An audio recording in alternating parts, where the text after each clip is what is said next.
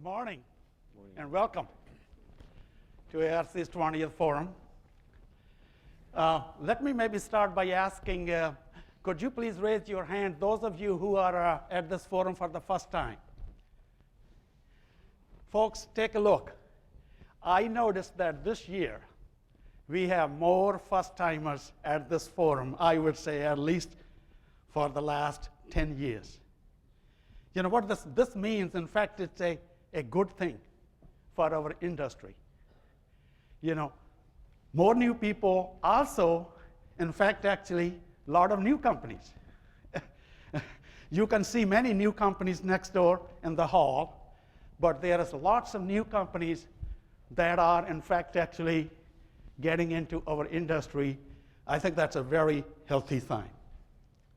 You know, another thing I want to mention about this forum is, you know, I would say at least for the past 10 years, we have had a basic rule that all presentations are going to be from customers. And that has worked very well. So you're going to hear, in fact, there are almost 200 speakers and panelists. So a lot of you, in fact, are going to be sharing because this is an industry forum. I think we can all learn from each other. Now, I want to start my remarks by pointing out this press release. We got this press release about 3 weeks ago, issued by ExxonMobil and Lockheed Martin. The first paragraph is shown here, but there is a link in your app to the complete press release. You know, as you can see, ExxonMobil awarded a contract to Lockheed Martin for proof of concept for open and secure automation systems. And also they had, by the way, an industry day on January 26th. You know, I know some of you attended that, but most of you did not. I mean, I'm pleased to say that we have the entire ExxonMobil team that is leading this initiative here with us at this forum. We are going to have actually Sandy Wasser and Don Bertuziak actually speaking right after me this morning. We have Carol Ite. She will be on the executive panel tomorrow morning. And Steve Bitar, who is the lead on this initiative, he will go into more detail at 4 o'clock tomorrow in the evening. So I encourage all of you folks to please talk to them. And I know when we got this press release, we had a lot of questions. I'm sure all of you are going to have a lot of questions. In fact, actually, 2 of our analysts wrote a report, 20 questions about open systems. And that document, in fact, is also available to all of you in the app. So I encourage you, to read those. Now, a couple of other things I want to say about this initiative is that, first is, I want to thank actually ExxonMobil to be bold enough to take this initiative for open systems. We agree with ExxonMobil that our industry could benefit from open systems. Another thing is, in fact, actually, they already held an industry day. They are not trying to do this by themselves. They are inviting the industry to join. So I encourage each and every one of you, take a look, talk to them. If it makes sense for you, please join forces with them. More of us work together, sooner we will get to our goal. Now, another couple of things, you would say, why Lockheed Martin? First of all, I'm glad to say that also the project manager from Lockheed Martin, Dennis Stevens, he's also here. But when you look at the aerospace industry, in fact, increasingly, you can think of an airplane or even an autonomous car as very much like a process plant. It's a very complex entity. There are lots of thousands of different pieces. They need to work together. So aerospace industry, realized about a decade ago that, developing a very sophisticated aircraft is so complex that they really integrating all the pieces was so expensive and so complex that they need a better way. So they started an initiative they called FACE. I'm sure ExxonMobil and Lockheed Martin will tell you more about that. In 2010, and they developed open systems. So that's what they are using right now. So I think our industry can also benefit. We can learn from them. Another thing I want to bring to your attention is several of us from ARC, we visited actually our process industry, the biggest trade show called ACMA in Frankfurt, Germany last summer. There we learned they have an initiative taken by an organization called Namur and a company, Pepperell Fuchs, to bring Ethernet to the process automation. So we also have actually Dr. Kegel from Pepperell Fuchs and Dr. Cross from BASF. They will be presenting actually this initiative this afternoon at 4 o'clock. Now, I think all of you, when we look around our industry, we are seeing the world is changing. You look at aerospace industry being actually transformed by SpaceX and obviously Blue Origin and numerous drone companies. Automotive being turned upside down by Tesla and Google. And we know very well what fracking companies have done to the oil and gas industry. Electric power being transformed by the clean energy companies. Industry after industry is being transformed. In most cases, by companies from outside the industry. There are so many innovative companies, and that's why we are glad to have actually many new companies and people at this forum. Now, we believe that process plants are also ripe for next generation digital transformation. When you take a look at process plants, most of them are aging. Most of the assets in the plants are over 30 years old. I've been telling for quite some time now, if you want to see the most highly automated plant, you have to go to China. Most of our plants are aging.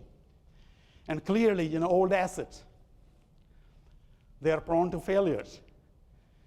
Our old systems, they are very difficult to operate, especially for young generation.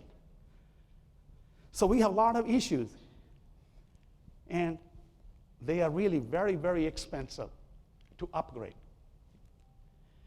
And in essence, actually, they are so expensive and so complex to upgrade, many process companies simply are not upgrading.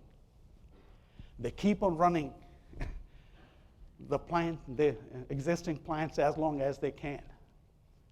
And also the ones who are upgrading, they are simply changing the old hardware with the new hardware. They are not really transforming their plants because we believe today's proprietary systems, unfortunately, don't provide a good foundation for the future plants. I know, and all of you know, that our industry only deploys proven technologies. But when you look at a lot of the technologies we are talking about, that's not the issue. In fact, actually, all the technologies that we need, they are plenty proven. Mobile devices, clouds. Cloud is running over $2 billion mobile devices out there. Analytics, there are probably several hundred analytics companies out there. Actually, a couple of companies are showing 3D visualization in the next hall. Wireless communication, robotics, drones. There is a revolution going on out there, and a lot of these technologies are proven for us to start using in our plants. I want to mention, in fact, actually, the machine learning. I'm sure most of you have heard about IBM Watson.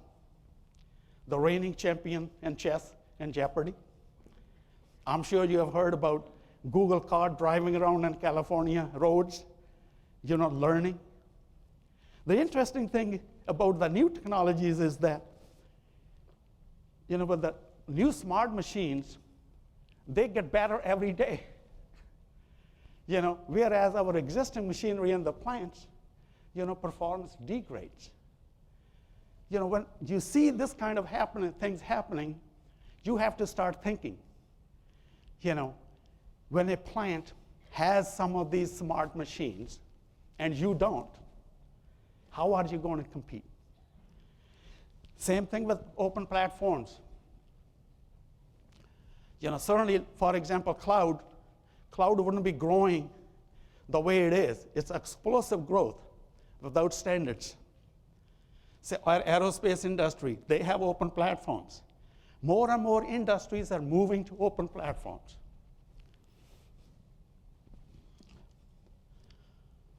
Now, ARC has been doing a lot of research and writing about next generation of automation systems. And we call this collaborative process automation system. We wrote the first version of this report actually over a decade ago, and last year we published version 3. In fact, our vision aligns very well with ExxonMobil's vision. So we feel that next generation digital transformation, you really need open systems that can work together. You can integrate all the thousands of products in your plants easily. So we believe actually going forward, open systems, we can benefit from open systems for our industry.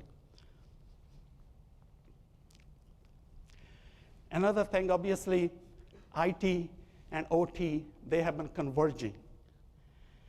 And we believe that you need to, in the plants, operations technology folks got to work together with your IT folks.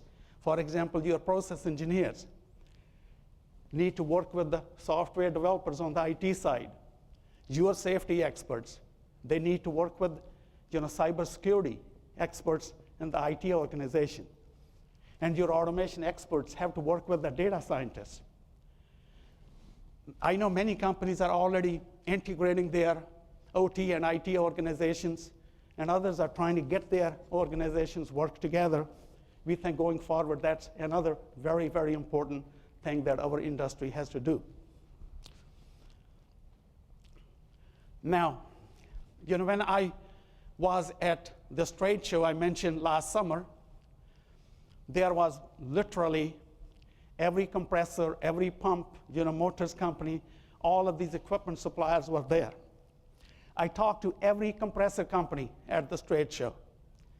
All of them told me that they are already offering remote monitoring services for their compressors. And many of the leading pump companies, they were actually showing their smart pumps. Think about this now when you start to buy these smart pumps and compressors and motors, thousands of them in your plants. They are coming up with their own automation systems. How are you going to try to integrate all of them into your main automation system? You are going to need some sort of easy way, some sort of standardization. Otherwise, it's going to be very, very difficult for us to integrate. They will be very expensive. Yes, you can do this. But we can make it easier if we do follow some sort of standardization. As I mentioned, all these compressor companies, they were not only obviously selling you the compressors, they were offering actually remote monitoring services. Yes, in the past you bought the products, you maintained them, you ran them. But increasingly, every product is going to have a lot of software. It's not fixing some mechanical problem or electrical problem. You're talking about, perhaps Fixing software. I tell you, I'm a software engineer. Fixing software is not easy. So you can actually work with these companies. They can help you not only maintain their equipment over the years, but in fact, as I mentioned, smart machines, they can help you improve the performance of their machinery over time. And actually, I talked about this last year. Yes, you can have cloud-connected plants. And I'm sure some of you in the audience thinking, no, we don't want to connect anything to the cloud. Yes, that's true about your existing equipment. You don't want to connect anything in your plant today to the cloud. But the newer, next generation of smart machines, cybersecurity has to be built in. We have to build from scratch. If it is built in, you can feel secure that you can connect these products to the cloud. As I mentioned, there's obviously, compressors and pumps and motors. Some of the big equipment in your plants. You can improve the performance of that equipment, if you either, bring some operational data from these machines to the cloud and analyze it, or maybe you let the suppliers analyze it and help you predict failures and so forth. So that sort of thing can be done. Now, connected enterprise. Certainly, you are going to have a lot of smart machines in the future in your plants. And your supply chain, it will extend all the way to your supply chain. In fact, right now, the biggest thing on the supply chain side is many companies are building what they call supply chain towers. And we have a session on Thursday morning, and 2 companies will be talking about, how they have built the supply chain tower and how they are monitoring their supply chain in real time. Another very important thing we haven't talked much about here is the smart workers. In fact, we have several companies in the audience here. They are offering solutions. You can have a smart helmet, and in the helmet, actually, they are offering augmented reality or virtual reality, augmented reality. Your engineers, your operators, you can be sitting at home with this helmet on your head and see the plant, diagnose a problem.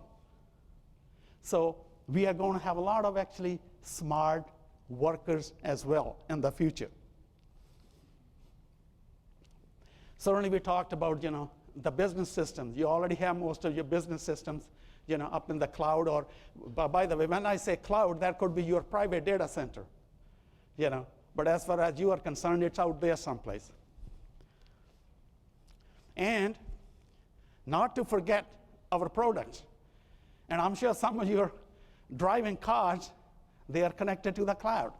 An automotive company is monitoring your car as it's running. And the same kind of thing, why not pumps and why not compressors, whatever you're making or whatever you're using, all of those pieces of equipment, in essence, you monitor over the life cycle. ARC has developed this model to simplify the last slide. And as you can see, it's not, you have thousands of pieces of equipment in your plants. Then you have all these different plants. And then you have to connect your supply chain, your products. There are a lot of pieces that you got to bring together to really have a connected enterprise, really optimize operations of your company.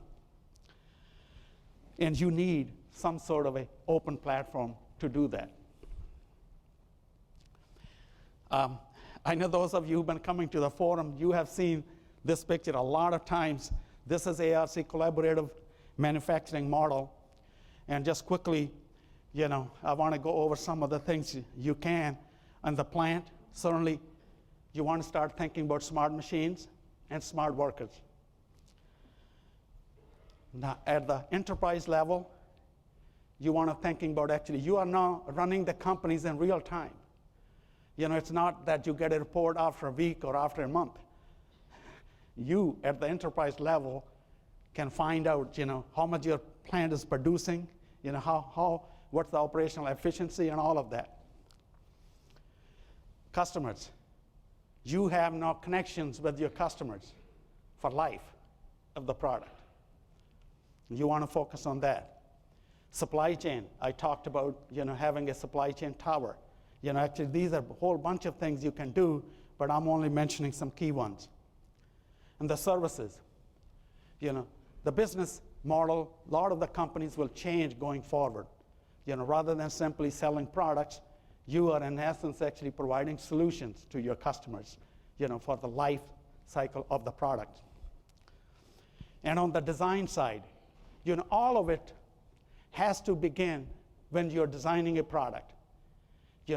Smart machine, it's going to be smart only if you're building smarts from scratch when you're designing the product. So you got to start, it has to be end to end, from the time you design the product and from the time all the way to the time you decommission the product. So, well, I just there are lots of things, but I just noted down 5 things innovative-driven companies need to do going forward. Certainly, as I mentioned, they have to have a relationship with their customers for life. Not that you sell the product and forget about it and so forth. Collaboration. I think collaboration is taking another meaning. We have to take it a higher level. You will be collaborating with your customers, collaborating with your partners, much more so than we have done in the past. You got to have strong IT, OT, and engineering organization. Certainly we think it would help. It will save you a lot of money if you do have open, secure software platforms. You're going to need that. If you want to continuously refresh that. Most of you know cloud. Companies in the cloud, your software, our cell phones, we get an upgrade, every few months. Certainly in the industrial world, you don't want to do that, but still, you don't want to go 20 years. You don't want to go 10 years. You don't want to go 5 years. You want to refresh your systems a lot quicker than what we have done in the past. And certainly, you want to be thinking about how you can transform your business model. And you can only do all of this if you really, companies, all of us have to start creating technology, innovation-friendly culture. Thank you for listening.